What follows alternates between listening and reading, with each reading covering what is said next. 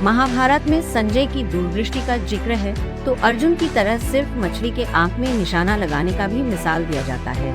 आज आपको एक ऐसे व्यक्ति से रूबरू कराते हैं जिसमें ये दोनों खूबी थी। सरकारी स्कूल में पढ़कर रेलवे पुलिस में कांस्टेबल पिता के बेटे संजय कुमार मीणा ने पहले प्रयास में भारत की सर्वाधिक टफ माने जाने वाली परीक्षा यूपीएससी को क्रैक किया। रणबांकुरों की धरती राजस्थान के दौसा जिले के करोड़ी गांव के रहने वाले संजय अपने 3 भाई में बीच के हैं।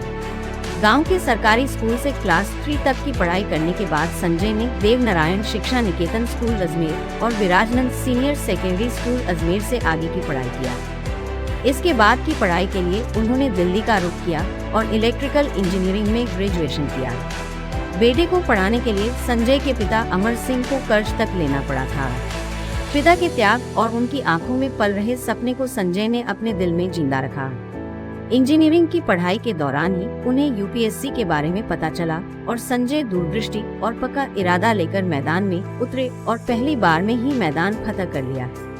इस दौरान उनको स्लम एरिया को नजदीक से देखने का मौका मिला, जहां की हालात देखकर उनके इरादों को और मजबूती मिली। 2018 बैच के आईएएस संजय का सफर मुरादाबाद जनपद से बतौर प्रशिक्षु अफसर शुरू हुआ और फिर उनको बिलारी तहसील का बतौर एसडीएम चार्ज मिला, जहां उन्होंने कोरोना से भी दो हाथ किया और बखूबी अपने काम को अंजाम दिया। और अब पिछले 13 महीनों से मुख्यमंत्री के शहर गोरखपुर में बतौर सीडीओ अपनी सेवा दे रहे हैं। तो सुनते हैं आईएएस संजय कुमार मीणा की कहानी, खुद संजय की जुबानी। सामाजिकता में एक लाइन कही जाती है कि संजय से दूरदृष्टि किसी आदमी के उसके व्यक्तित्व को निखारने के लिए, उसके व्यक्तित्व की पहचान के लिए हम कहते हैं कि संजय से दूरदृष्टि होनी चाहिए। आज शख्सियत के हमारे इस प्रोग्राम में हमारे साथ जो शख्स हैं उनका भी नाम संजय है और भारत के जो सबसे कहिए कि वीर भूमि है राजस्थान, वहां से आते हैं। उत्तर प्रदेश कैडर में हैं, 2018 बैच के आईएएस अफसर हैं और अपने आप में एक मिसाल है। पहली बार में उन्होंने यूपीएससी का एग्जाम क्रैक किया, बीटेक हैं दिल्ली से और उनका जो जीवन है वो उनको एक सीखने लायक है। जो नए एस्पिरेंट हैं, जो बच्चे हैं जो तैयारी कर रहे हैं कि कैसे पढ़ाई की जा सकती है और कैसे कोई सपना हो अगर बचपन से तो उसको पूरा करने के लिए क्या किया जा सकता है। तो बिना भूमिका में वक्त जाया कि हम सीधे संजय साहब से मुखातिब होंगे। सर, सबसे पहले तो संजय जी बहुत बहुत धन्यवाद हमारे कार्यक्रम में समय देने के लिए। एक तो पहले थोड़ा सा आपका पृष्ठभूमि जानेंगे। संजय साहब, तो आप राजस्थान से आते हैं, क्या पृष्ठभूमि था, पारिवारिक जीवन कैसे था और कैसे पढ़ाई लिखाई शुरुआती हुई, फिर आगे थोड़ी सी बात करते हैं। देखिए, पृष्ठभूमि की जहाँ तक बात है तो जो मेरा होम डिस्ट्रिक्ट है दौसा डिस्ट्रिक्ट है राजस्थान प्रदेश में, और वहाँ पर एक गांव है करोड़ी जो तहसील सिकराय के अंतर्गत आता है। वहाँ से ही पढ़ाई शुरू हुई थी। बेसिकली पिताजी जो आरपीएफ में है करंटली, वो जयपुर में पोस्टेड है अभी। तो प्रारंभिक शिक्षा वहीं से शुरू हुई। वहीं पे हम लोग जो गांव की जो स्कूल थी वहीं पे हम लोगों ने फर्स्ट, सेकंड और थर्ड क्लास वहीं से पढ़ी। उसके बाद पिताजी हमारे, क्योंकि उनकी पोस्टिंग अजमेर में रही, तो हमें शहर ले गए। वहाँ पे जो आगामी शिक्षा थी वहाँ पे शुरू हुई। तो 4th क्लास से लेकर 12th क्लास तक अजमेर में पढ़ाई की। उसके बाद अब ये था कि 10th क्लास में ठीक ठाक परसेंटेज आ गए तो क्या सब्जेक्ट लिया जाए, जनरली यही सबसे बड़ा कन्फ्यूज़न होता है, कोई गाइड करने वाला नहीं होता है। तो मैथ्स में इंटरेस्ट था, साइंस भी अच्छा लगता था पढ़ने में, तो साइंस मैथ ले लिया 11th-12th के लिए। अब जब 11th-12th में साइंस मैथ ले लिया तो अब ये कि आगे जीवन में क्या करना है, अब साइंस तो ले लिया है तो सबसे जो प्रोमिनेंट चीज़ निकल के आती है वो यही होती है कि इंजीनियरिंग कर लिया जाए। अब फिर इंजीनियरिंग में नया सवाल ये खड़ा हो जाता है कि किस इंस्टीट्यूट से किया जाए या कौन सा स्ट्रीम ले, या कौन सा स्ट्रीम उसमें चूज किया जाए। तो इंस्टीट्यूट की जब बात आई तो वहाँ पर जितने भी हमारे पिताजी के साथी थे उन्होंने कहा कि एनआईटीज़ बहुत अच्छी हैं। तो एनआईटीज़ में जाने के लिए उस टाइम पे AIEEE का एग्जाम होता था। अब वो जेईई मेन हो गया है। तो AIEEE की तैयारी शुरू कर दी। फिर जिस कोचिंग में ज्वाइन किया तो वहाँ के कोचिंग में जो उनके हेड थे कोचिंग के, उन्होंने कहा कि आप किस बैच में हो, तो मैंने कहा AIEEE में हूँ। तो उन्होंने कहा आपके 10th में कितने परसेंटेज है, तो मैंने अपना बताया मेरे इतने परसेंटेज हैं। तो उन्होंने कहा कि आप फिर IIT के बैच में क्यों नहीं चले जाते हो। तो मुझे उस टाइम पे IIT NITs का कोई मतलब उसके बारे में कोई नॉलेज नहीं थी और ये भी नहीं पता था कि दोनों में क्या डिफरेंस है। इतना पता था कि दोनों जो इंस्टीट्यूट हैं वो इंजीनियरिंग मतलब बीटेक कराते हैं और अच्छे दोनों रेप्यूटेड इंस्टीट्यूट्स हैं।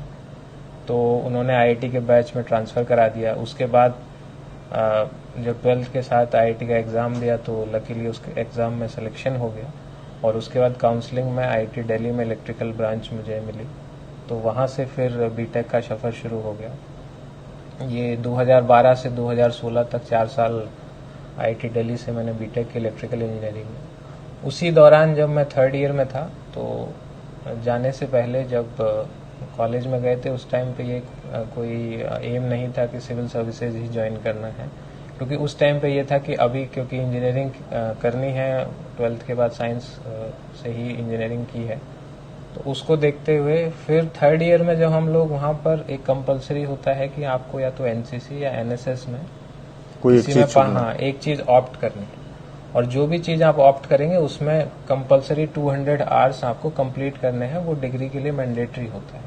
तो ये बहुत अच्छी चीज़ है जो सभी IITs में ये फॉलो होती है, दिल्ली में भी ये चीज़ है।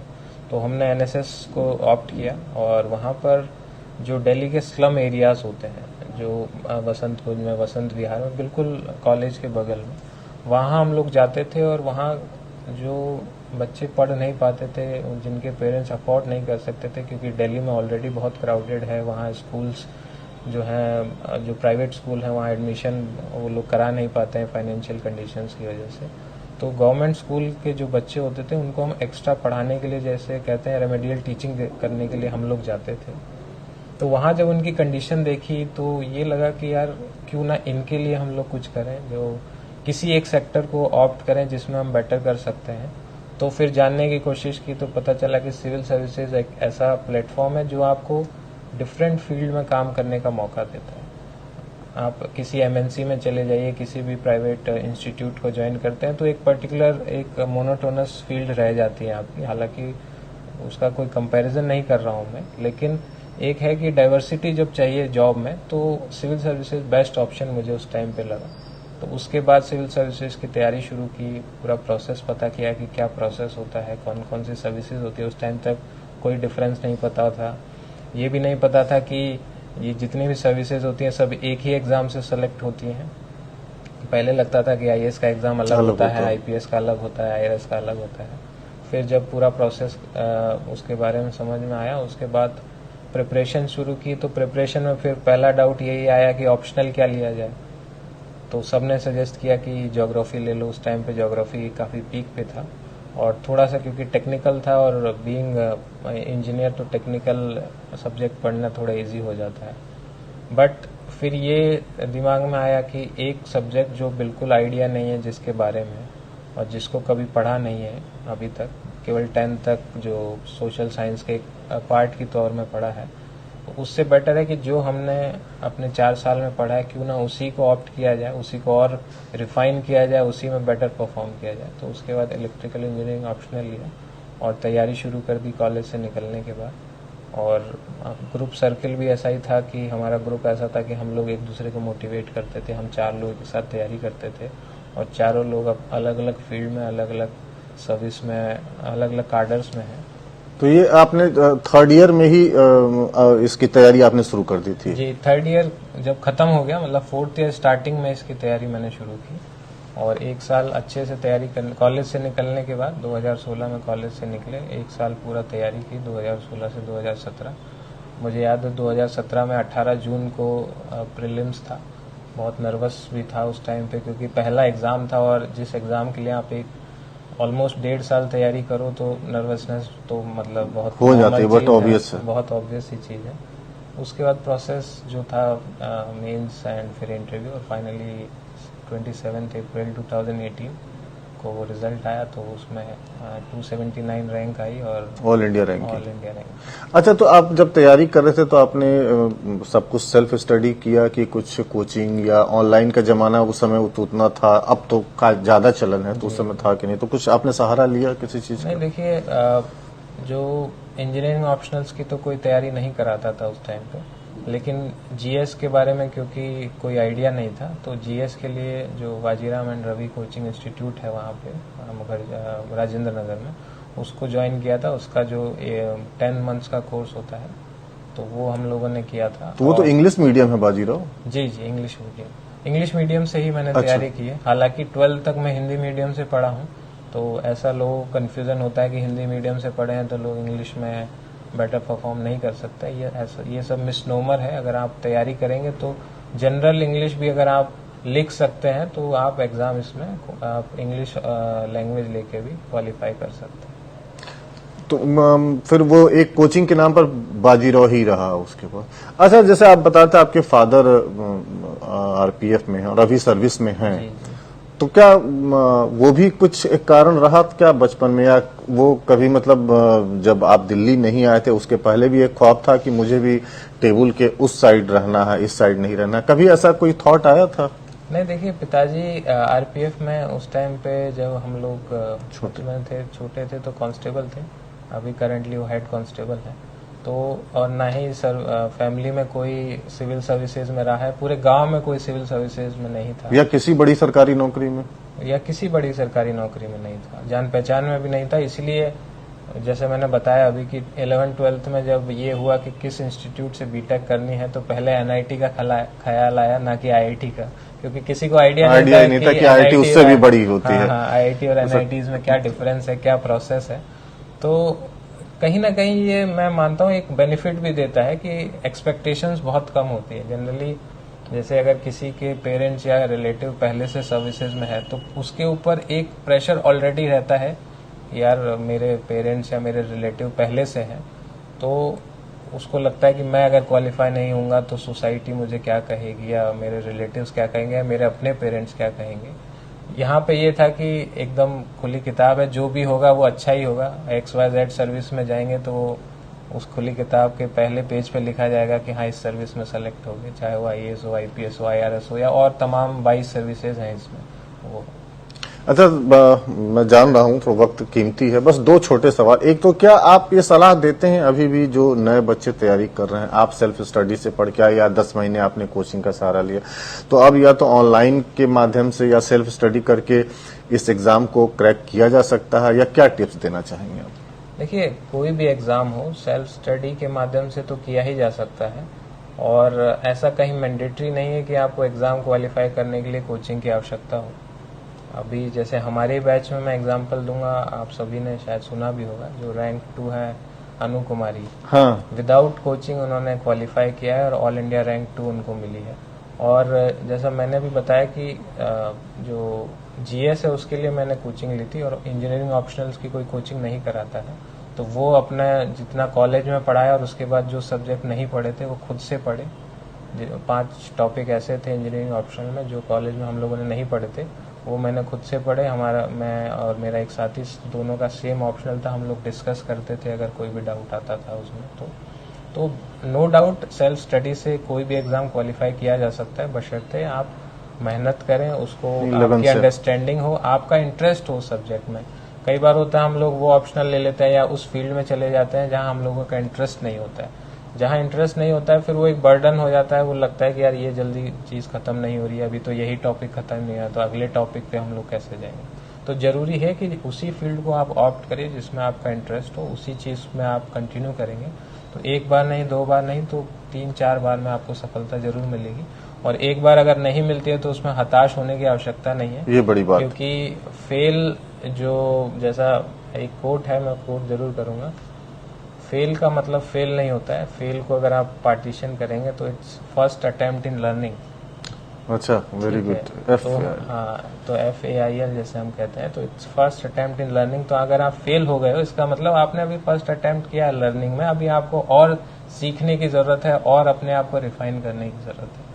और जहाँ तक ऑनलाइन सोर्सेज का है, तो आजकल बहुत सोर्सेज, तमाम चीजें आपको यूट्यूब पे और बहुत सारे प्लेटफॉर्म बन गए हैं जो सिविल सर्विसेज के लिए बहुत अच्छा आपको गाइड कर सकते हैं। जैसे अनअकैडमी एक सोर्स है, इनसाइट ऑन इंडिया एक अच्छी वेबसाइट है, उस पर बहुत सारा कंटेंट आपको मिल जाता है, और तमाम कोचिंगों के रिसोर्सेज, मैक्सिमम रिसोर्सेज आपको फ्री ऑफ कॉस्ट उनकी वेबसाइट पे अवेलेबल हो जाते हैं।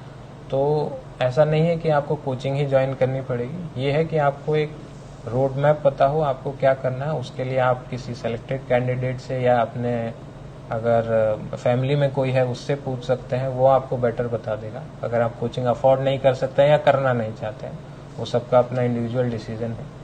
तो बिना कोचिंग के भी नो डाउट कोई भी एग्जाम क्वालिफाई किया जा सकता है और सिविल सर्विसेज सेल्फ स्टडी से भी सफलता मिल सकती है। बिल्कुल मिल सकता है। अब लास्ट फेज 2018 में एग्जाम आपका क्लियर हो गया, उसके बाद यूपी कैडर मिला, तो यूपी कैडर ऑप्ट किया था आपने कि वैसे लिया, ये बता दीजिएगा। दूसरा प्रोटोकॉल अगर इजाजत दे तो मैं सवाल ये था कि यूपी में क्या जॉब करना और खासकर ब्यूरोक्रेसी में इस टॉप लेवल पर क्या कंपेरिजन देन अदर स्टेट से कुछ ज्यादा चैलेंजिंग है, और आपका अनुभव कैसा रहा? आप क्लब करके सब इसको बता सकते हैं। और मुरादाबाद जब आप पहली बार मिले थे तब से लेके हमीरपुर होते हुए और ये गोरखपुर तक का सफर। देखिए, जहाँ तक यूपी कैडर ऑप्ट करने की बात है, तो जब सिलेक्शन होता है तो उसके बाद मतलब उससे पहले ही काउंसलिंग आपको भरनी होती है, चॉइस भरनी होती है कि आप किस स्टेट में जाना चाहते हो।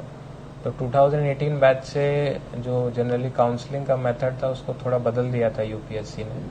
अब ये है कि 5 जोन यूपीएससी ने क्रिएट किए हैं, हर जोन में अलग अलग स्टेट हैं। तो आपको पहले जोन की प्रेफरेंस देनी है, उसके बाद विद इन जोन अपने स्टेट की प्रेफरेंस देनी है, फिर आपकी जो रैंक है और जो उस स्टेट में वैकेंसी है उसको देखते हुए अलॉटमेंट ऐसे होता है कि पहले जोन की पहली प्रेफरेंस देखी जाएगी। अगर आपको अपने रैंक और वैकेंसी के हिसाब से अगर मिल रही है तो ठीक है, अदरवाइज सेकंड जोन की पहली प्रेफरेंस देखी जाएगी। ऐसे पहले सारे जोन की पहली प्रेफरेंस में रोटेशन चलेगा, अगर नहीं मिलता है तो फिर सारे जोन की सेकंड प्रेफरेंस में रोटेशन ओके। तो इस टाइप से कर दिया यूपीएससी ने। तो उसमें ऑब्वियसली पहले जोन की पहली प्रेफरेंस राजस्थान ही थी, होम स्टेट, और सेकंड जोन में यूपी था। तो मुझे तो फिर सेकंड जोन की पहली प्रेफरेंस यूपी कैडर मिल गया। और क्योंकि ऑलमोस्ट सिमिलर है कल्चर भी और लैंग्वेज प्रॉब्लम का कोई इशू नहीं रहा।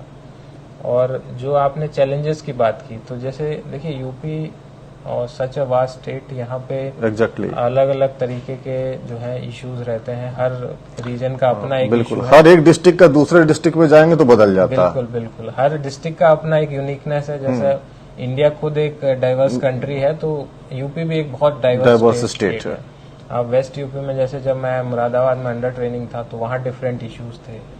जब मैं उसके बाद ज्वाइंट मजिस्ट्रेट हमीरपुर आया लगभग 2 साल, तो वहाँ अलग इश्यूज थे। बुंदेलखंड, क्योंकि हमीरपुर बुंदेलखंड का पार्ट है, तो वहाँ वाटर के इश्यूज बहुत ज़्यादा होते हैं। वहाँ जो पॉपुलेशन डेंसिटी है कंपैरेटिवली बहुत कम है गिवन वेस्ट और ईस्ट यूपी से, और वहाँ पे जो पॉवर्टी है वो बहुत ज़्यादा है, अभी भी प्रिवलेंट है।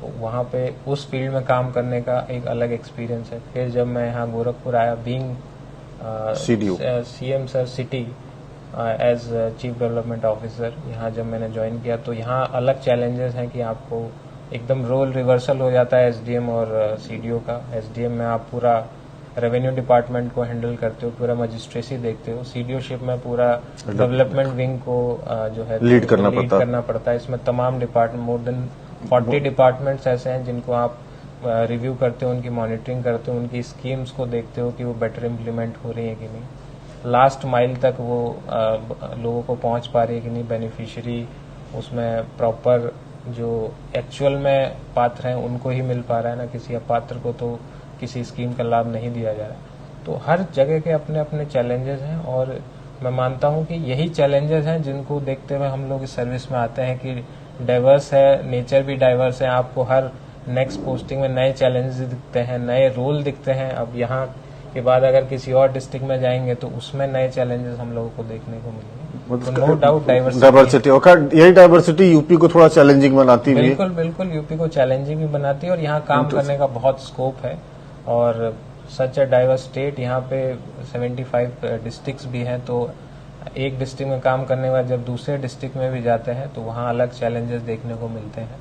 और यही इस चीज़ को खूबसूरत भी बनाता है सर्विस को भी, कि आपको हर जगह नई चीज़, अपना नया इनोवेशन आप कर सकते हो, नए तरीके के लोग आपको मिलेंगे, उनके लिए आप बेटर कैसे कर सकते हो। वही सब पे ध्यान दिया जाए। चलिए, शुक्रिया संजय जी, बहुत बहुत धन्यवाद, आपने Thank you, इतना thank टाइम you दिया। so much। मुझे लगता है कि अगर इस पूरी बात सुन के कोई एक बंदा भी इससे इंस्पायर होता, कोई सीख ले सके, तो मुझे लगेगा कि हमारे प्रोग्राम सफल हुआ। Thank you very much. ये थे संजय साहब, जो अपनी पढ़ाई लिखाई और तैयारियों का अनुभव उन्होंने साझा किया और बताया कि यूपी में काम करना इस डाइवर्स स्टेट में कितना अच्छा भी है और कितना चैलेंजिंग भी है। और हम उम्मीद करते हैं कि उनकी इस बात से अगर हमारे जो 1.25 लाख दर्शक जुड़े हैं इससे, अगर वो देख रहे हैं और कोई भी उससे एक प्रेरित होता है, तो हमारा ये प्रयास सफल होगा। तो शख्सियत के किसी और कड़ी में किसी और शख्स से फिर आपको कराएंगे मुलाकात। तब तक बने रहिए डिजिटल प्लेटफॉर्म पर, देखते रहिए नेशनल कवरेज। इस खबर पर मेरे साथ हैं मेरे सहयोगी मोहम्मद अख्तर। मेरे खबर आपके लिए डिजाइन कर रहे हैं आदित्य। मेरा नाम है राजेश मिश्रा। धन्यवाद।